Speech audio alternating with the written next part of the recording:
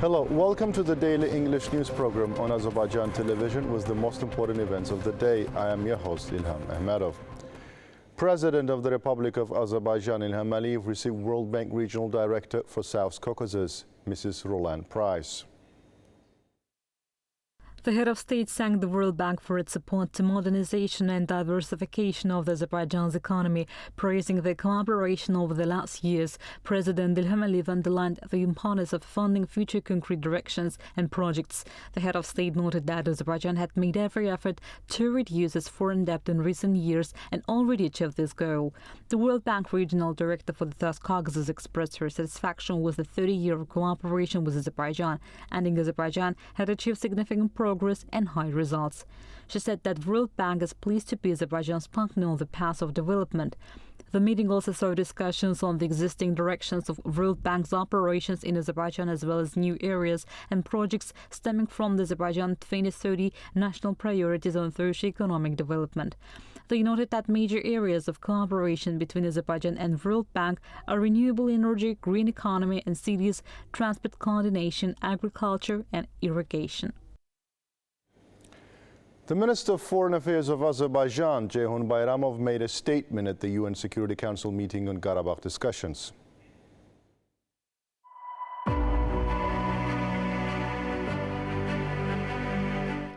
The appeal of Armenia to the Security Council is regarded to the anti-terrorist activities of a local nature that Azerbaijan carried out on its sovereign lands in full compliance with the international rights as well as international humanitarian law. Therefore, Armenia's next appeal to the Security Council is an obvious violation of the requirements of the UN Charter on respect for the sovereignty and territorial integrity of states and non-interference in their internal affairs. Azerbaijan Foreign Minister Ceyhun Bayramov said at the meeting of the UN Security Council. In fact, when the Council has called for a debate today, allegedly due to the concerns over the rights and security of ethnic Armenian residents of the Karabakh region of Azerbaijan, the counter-terror measures have already been seized, and dialogue on the reintegration of ethnic Armenian residents of the Karabakh region of Azerbaijan started in practical terms on the ground. The minister dwelled on the anti-terrorist measures carried out by Azerbaijan and Karabakh. The diplomat noted that anti-terrorist activities demonstrated the scale of militarization by Armenia, contrary to the commitments it had made on the basis of the tripartite declaration to cease all military activities against Azerbaijan and withdraw forces from the internationally recognized territories of Azerbaijan, and no sovereign state will tolerate such an illegal military presence on its territory. Nor did Azerbaijan. Azerbaijan acted fully within the rights safeguarded under international law and its constitution to protect safety and security of all its residents. The systematic attempts by Armenia to create a new status quo through the illegal use of force and to sustain a gray zone based on the line of contact logic in the sovereign territory of Azerbaijan was defeated. The minister noted that Armenia's deliberate attempts to undermine peace efforts are not isolated from its worldwide smear campaign against Azerbaijan, built upon fabricated accusations of a so-called blockade and humanitarian crisis. This campaign essentially collapsed on September 18, 2023, in view of eventual implementation of Azerbaijan's offer of using multiple routes for delivery of goods to meet the needs of ethnic Armenian residents of the Karabakh region of Azerbaijan.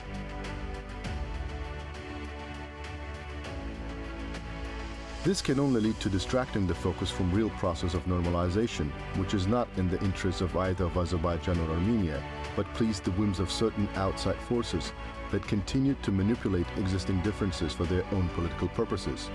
Therefore, at this critical time, when there is a historic opportunity to eventually establish good neighborly relations between Armenia and Azerbaijan after a 30-year lusted bloody conflict, it is ever more important for the entire international community, including the Security Council, to adequately comprehend the risks and threats associated with Armenia's destructive actions, and to resolutely desist Armenians' brazen attempts to exploit the Security Council to whitewash its internationally wrongful acts.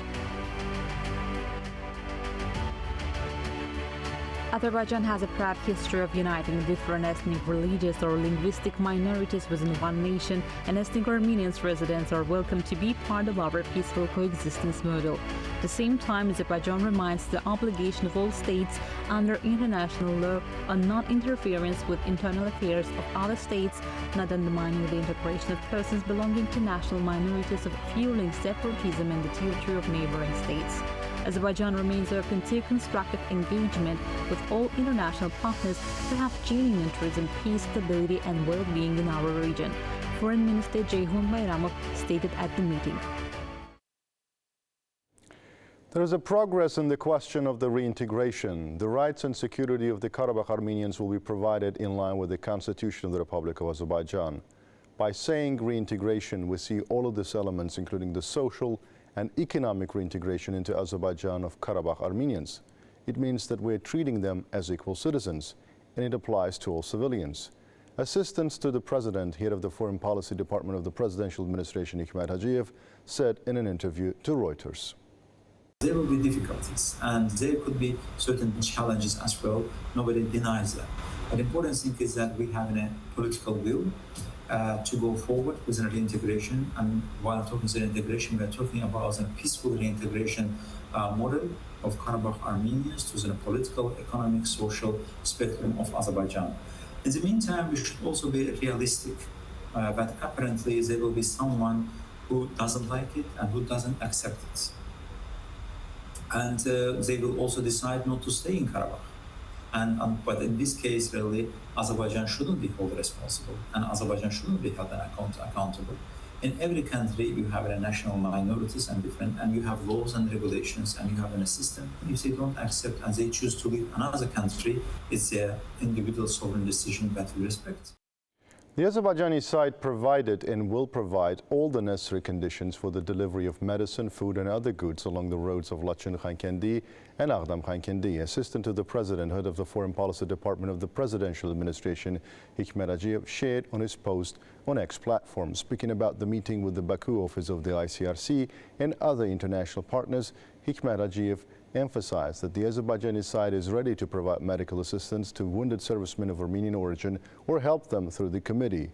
Upon inquiry, movement of the ICRC medical vehicles is supported to take on wounded military personnel. For this purpose, we're also ready to allocate emergency ambulances and provide medical care.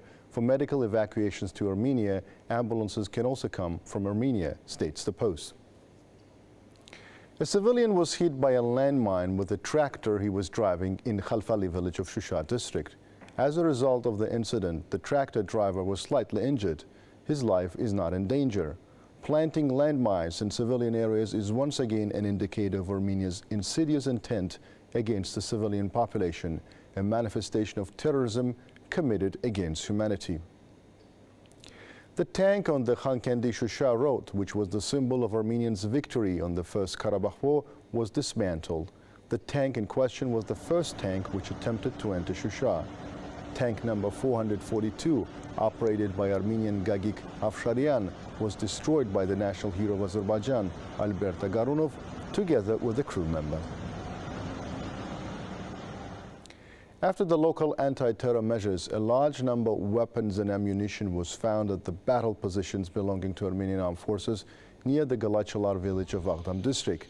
There were rockets, artillery shells and ammunition of various calibers.